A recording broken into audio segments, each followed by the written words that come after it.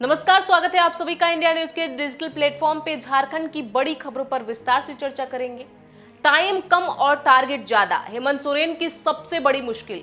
झामुमो के कार्यकारी अध्यक्ष हेमंत सोरेन ने गुरुवार को तीसरी बार राज्य की कमान संभाल ली। इस बार हेमंत सोरेन के सामने सबसे बड़ी चुनौती रोजगार के वादे को पूरा करना होगा। वैसे हेमंत ने इससे पहले के कार्यकाल में चुनावी एजेंडे के मुताबिक स्थानीयता को मुद्दा बनाकर रोजगार के मुद्दे को साधने का प्रयास किया था। इसी के तहत उन्होंने खतियान आधारित स्थानीयता विधेयक और झारखंड से मैट्रिक पास होने वाले अनिवार्यता जैसे नियमों को लागू करने का प्रयास किया। हालांकि कई कारणों से यह सफल नहीं हुआ। वैसे सरकार की ओर से करीब 10,000 नौकरियां भी दी गई हैं, लेकिन बेरोजगारी की दशा को देख यह संख्या बहुत छोटी है। ऐसे में आने वाले 4 महीनों में हेमंत सोरेन के लिए रोजगार सबसे बड़ी चुनौती रहने वाली है। हेमंत सरकार की ओर से 2022-23 के दौरान राजनीतिक रूप से जिन महत्वपूर्ण विधेयकों जैसे सरना धर्म कोड, खतियान आधारित स्थानीयता विधेयक, ओबीसी आरक्षण बढ़ाने, मॉब लिंचिंग निषेध से संबंधित विधेयक आदि को मूर्त रूप में लागू होना अभी शेष है। चुनावी रण में हेमंत किस प्रकार किसका ठिकरा विरोधी दल पर भाजपा पर फोड़ पाएंगे, यह तो समय ही बताएगा। लेकिन इस बात से इनकार नहीं किया जा सकता कि हेमंत के जेल जाने से लोकसभा चुनाव में इंडिया गठबंधन को निश्चित रूप से सहानुभूति वोट मिले और जिस कारण गठबंधन का प्रदर्शन 2019 के मुकाबले 2024 में लोकसभा चुनाव में बेहतर रहा। अब हेमंत ने सत्ता की बागडोर अपने हाथ में संभाल ली है, तब 2024 के चुनावों में जनता उनके कार्यकाल का मूल्यांकन करेगी और इसी आधार पर मतदान करेगी। अब रुक करते हैं अगली खबर का। फ्लोर टेस्ट पास करने के बाद होगा हेमंत मंत्रिमंडल का विस्तार। मुख्यमंत्री पद की शपथ लेने के बाद हेमंत सोरेन 8 जुलाई को सदन में विश्वास मत हासिल करेंगे। विश्वास मत हासिल करने के बाद ही मंत्रिमंडल का विस्तार होगा। सूत्रों के मुताबिक कांग्रेस आलाकमान से चर्चा के बाद 9 जुलाई को मंत्रिमंडल का विस्तार किया जा सकता है। जानकारी जो सामने आ रही है उसके मुताबिक चंपई सोरेन मंत्री परिषद के अधिकांश शहरों को दोबारा मौका मिलेगा। चंपई सोरेन को गठबंधन दलों के ऑर्डिनेशन कमेटी का संयोजक बनाया गया है। झामुमो की ओर से दीपक बिरुआ, मिथिलेश ठाकुर, हफीजुआ हसन, बसंत सोरेन और बेबी देवी का नाम तय माना जा रहा है। 12वें मंत्री के तौर पर लातेहार विधायक वैद्यनाथ राम को मंत्रिमंडल में जगह मिल सकती है।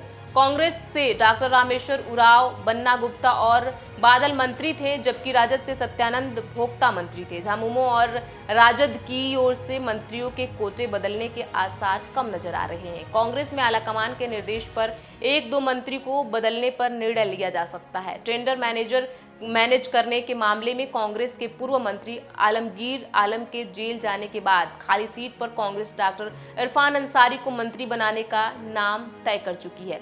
2 मंत्रियों के काम और लोकसभा चुनाव में उनका सहभागिता पर नाराजगी भी जताई गई है। ऐसे में कयास लगाए जा रहे हैं कि अगर 3 में से 2 मंत्रियों को बदला गया तो हेमंत सोरेन की नई कैबिनेट में कांग्रेस से दीपिका पांडे सिंह और रामचंद्र सिंह चेरों की एंट्री हो सकती है। अगले 4-5 महीने के लिए सरकार है। ऐसे में आलाकमान मंत्रियों को नहीं भी बदल सकती है और उन्हें फिर से मौका दे सकती है। अब रुक करते हैं अगली खबर का। झारखंड में रांची समेत राज्य के कई हिस्सों में 5 और 6 जुलाई को अच्छी बारिश की उम्मीद है। मौसम विभाग की ओर से अगले 48 घंटों में कुछ स्थानों पर भारी बारिश की भी संभावनाएं जताई जा रही है। वहीं इस दौरान पूरे राज्य में मानसून सक्रिय रहेगा। रांची स्थित भारतीय मौसम विज्ञान विभाग की ओर से मिली जानकारी के अनुसार राज्य के संताल, परगना और आसपास के जिलों में बारिश को लेकर येलो अलर्ट जारी कर दिया गया है, जबकि 6 जुलाई को भी रांची समेत राज्य के अधिकांश हिस्सों में हल्के से माध्यम दर्जे की बारिश होगी। राज्य में पिछले 24 घंटे के दौरान राज्य के आसपास के जिलों में अच्छी बारिश हुई। सबसे अधिक बारिश गुमला में 82.4 मिलीमीटर बारिश हुई। राज्य में पिछले 24 घंटे में सबसे अधिक कोटा जिले का अधिकतम तापमान 35.7 डिग्री सेल्सियस रिकॉर्ड किया गया। अब रुक करते हैं अगली खबर का। जल्द धनबाद के लोग ले सकेंगे ट्रेन के डिब्बे में लजीज भोजन का आनंद। ट्रेन के डिब्बे में बैठकर मजेदार भोजन करने का आनंद जल्द धनबाद के लोग ले सकेंगे। उसको लेकर धनबाद स्टेशन के दक्षिणी क्षेत्र में कोच रेस्टोरेंट बनाने की कवायद तेज हो गई है। संवेदक को ट्रेन का कोच आवंटित कर दिया गया है। कोच को रेस्टोरेंट के रूप में तैयार किया जा रहा है। कोच को डीएवी के बगल से स्टेशन के दक्षिण क्षेत्र में जाने वाले रास्ते में रखा गया है। धनबाद रेल मंडल में यह पहला स्टेशन है जहां कोच रेस्टोरेंट चालू किया जाएगा। 5 सालों के लिए कोच रेस्टोरेंट संवेदक को दिया जाएगा। रेलवे से तय दर के अनुसार रेस्टोरेंट को चलाना होगा। कोच के बगल में ही एक बेस किचन भी बनाया जाएगा।